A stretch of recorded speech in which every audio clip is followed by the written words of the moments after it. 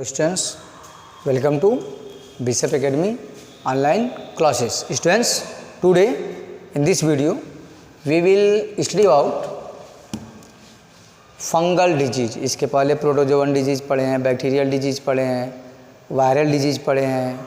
इसके previous video में हम लाइफ साइकिल भी पढ़ चुके हैं ऑलरेडी, प्लाज्मोडियम का लाइफ साइकिल, यानी प्रोटोजोआ, बैक्टीरिया, ठीक है, जितने भी तरह के पैथोजेंस होते हैं उससे रिलेटेड इंटरमीडिएट के कोर्स में उससे रिलेटेड एक एक दो डिसऑर्डर, एक एक दो डिजीज़ दिए हुए हैं जिसके बारे में हमें पढ़ना है। और सबसे जो इम्पोर्टेंट इसमें होता है कि इसमें हमें मेन जो पैथोजेंस होता है उसका नेम याद रखना रहता है। हम प्रीवियस वीडियो में भी बता चुके हैं, उसका नेम तुम्हें नहीं भूलना चाहिए, उसका नेम तो तुम्हें याद होना चाहिए। जैसे रिंगवार्म अगर हो रहा है तो उसका पैथोजेंस क्या है, अगर मलेरिया हो रहा है तो मलेरिया का पैथोजेंस क्या है, उसका नेम हमें जानना ज़रूरी है, ठीक है। तब आते हैं फंगल डिजीज में जो फंजाई से होता है। It is caused by the fungi genera microsporum trichophyton and एपी फंगल डिजीज, फंगस से जो होता है, फंजाई से, रिंगवार्म, ठीक है। Human infection occurs either through the contact with an infected person और फ्रॉम सॉइल, सॉइल में होते हैं इसके फंजाई, उससे होता है। It also spread through the towels, अगर इन्फेक्टेड पर्सन को हम टॉवेल्स यूज करते हैं, क्लॉथ यूज करते हैं, कॉम्ब यूज करते हैं of the infected person.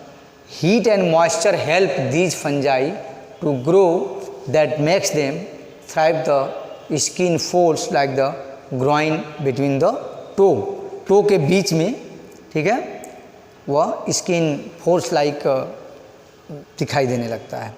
Symptoms क्या है इसका, ये माइक्रोस्पोरम का स्ट्रक्चर है, ये ट्राइकोफाइटान है, ये याद रखना रहता है। माइक्रोस्पोरम, ट्राइकोफाइटान और एपिडियोफाइटान, तो these are the fungi of ringworm, pathogens of ringworm. कैसे हम पहचानेंगे कि यह डिजीज है हमें, तो सिम्टम्स इसका होता है dry and scaly lesions on skin, nails and scalp, scalp पे हो जाता है।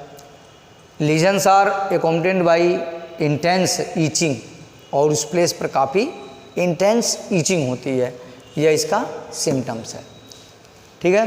तो यह तो हो गया फंगल डिजीज़। अब बाद में आते हैं हेलमिंथेस डिजीज़ से क्या क्या होता है। हेलमिंथेस डिजीज़ में एस्केरिस क्या नेम आता है सबसे पहले, और इससे जो डिसऑर्डर होता है वो होता है ascariasis. Ascariasis is caused by intestinal endoparasite के फॉर्म में होते हैं यह, and it is caused by Ascaris lumbricoid, commonly called roundworm।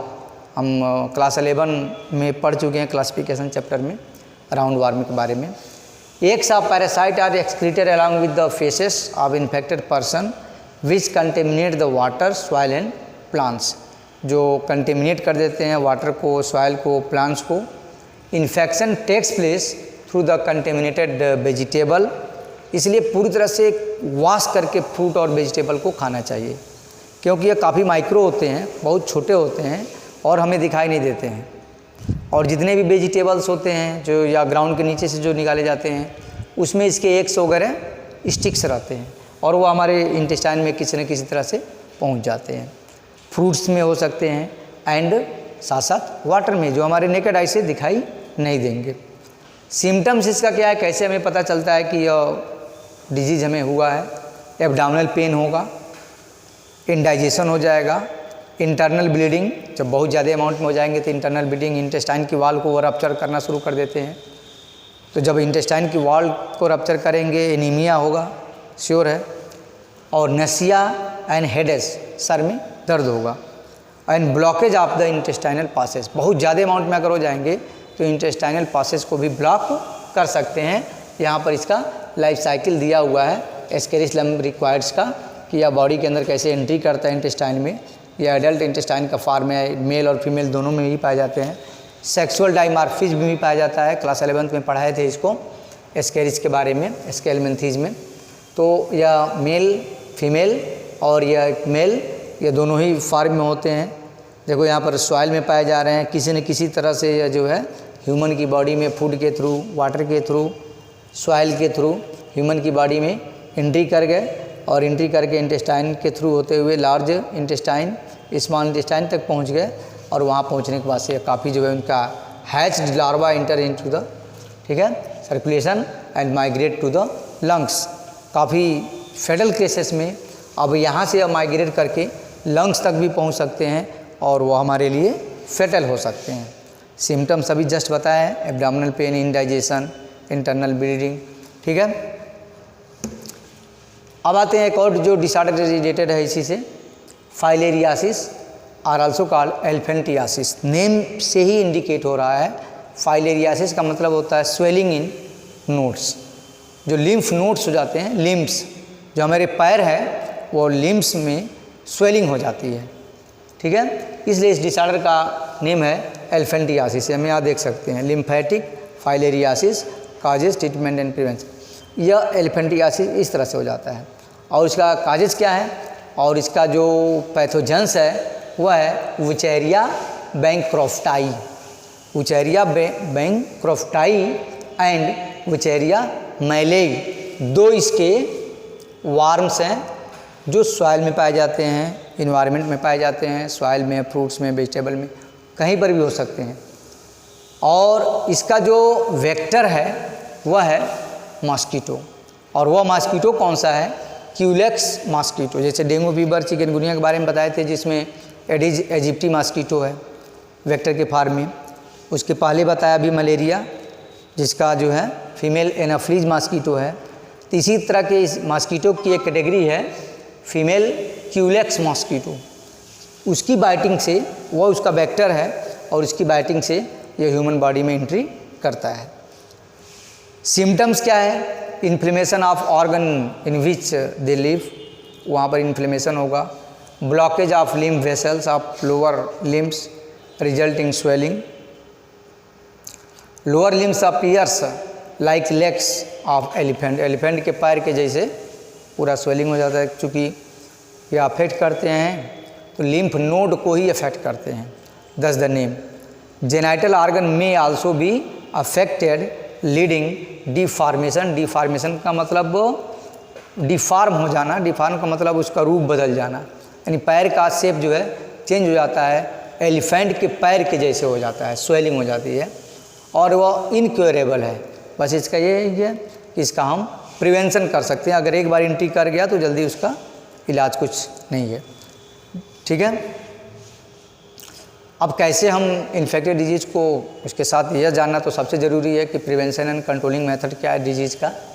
उसमें आता है कि जैसे प्रिवेंटिव एंड कंट्रोलिंग मेथड में डिजीज ट्रांसमिट अगर फूड और वाटर से अगर हो रहा है, जैसे टाइफाइड, अमीबियासिस, एस्केरिस, तो हमें क्या करना चाहिए, तो maintenance of personal hygiene by keeping the body clean, consuming clean drinking water, food, vegetables and fruits, maintenance of public hygiene, proper disposal of waste and excreta, periodic cleaning and disinfections of water reservoirs and pools, tanks, standard practice of hygiene in public caring। यानी personal hygiene और public hygiene को अगर हम maintain करते हैं तो हम इन सब डिजीज़ से बच सकते हैं। और क्या है, अगर एयर बॉर्न डिजीज़ है तो पर्सनल हाइजीन इसमें भी अप्लाई करना है, maintenance of public hygiene maintain करना है। कोई भी इन्फेक्टेड पर्सन अगर है तो उसके क्लोज कांटेक्ट से बचना है। आखिरकार इस समय जो वायरस जो स्प्रेड हुआ है तो इसमें इसी चीज़ को ध्यान दिया जा रहा है कि कोई किसी के कांटेक्ट में ना आए, अगर आ रहा है तो कुछ डिस्टेंस बना करके रखे, मास्क लगाए, तो हम किसी भी डिजीज़ से बच सकते हैं। इस तरह से अगर अप्लाई करते हैं तो क्लोज कांटेक्ट में infected person or their belonging to should be avoided. Vector borne disease है, जैसे मॉस्किटो से जो होने वाला है तो सबसे पहले तो वेक्टर को ही समाप्त करना रहता है। जैसे मलेरिया है, फाइलेरियासिस है, डेंगू है, चिकनगुनिया है। To above measures close contact with infected person of their belong to should be avoided. Eradication of vector and their breeding places, use of mosquito nets, उसके ब्रीडिंग प्लेस को हटा देना और साथ साथ मॉस्किटो नेट्स का use करना। अगर हम वेक्टर को ही समाप्त कर देंगे तो पैथोजेंस हमारे बॉडी के अंदर एंट्री कर ही नहीं पाएंगे। तो इस तरह से हम डिजीज से बच सकते हैं। स्टेगनेंट वाटर से, कहीं पर भी वाटर को स्टेगनेंट नहीं होने चाहिए, वाटर कहीं रुका हुआ नहीं रहना चाहिए, वो उनका मॉस्किटो का ब्रीडिंग प्लेस होता है। और क्या कर सकते हैं, जैसे कि जो मॉस्किटो के लार्वा जो खाते हैं, जैसे गम्बूसिया फिश है, उनको पानी में छोड़ना चाहिए, वो मॉस्किटो के लार्वा को फीड करते हैं। तो ये सब अगर हम अप्लाई करते हैं, वेक्टर को अगर हम इरेडिकेट करते हैं, तो निश्चित रूप से हम पैथोजन से बच सकते हैं, बीमारियों से, डिजीज से बच सकते हैं। स्प्रेड द इंसेक्टिसाइड का स्प्रेड करना समय समय पर, इन डीचेज, ड्रेनेज एरिया, स्वयं वायर में स्टोर्स होना चाहिए, Windows to prevent entry of mosquito. और सबसे जो इम्पॉर्टेंट है वह है क्या, वैक्सीनेशन एंड इम्यूनाइजेशन। इसी चैप्टर में हम आगे पढ़ेंगे वैक्सीनेशन के बारे में, इम्यूनिटी के बारे में, वो अगले टॉपिक में है।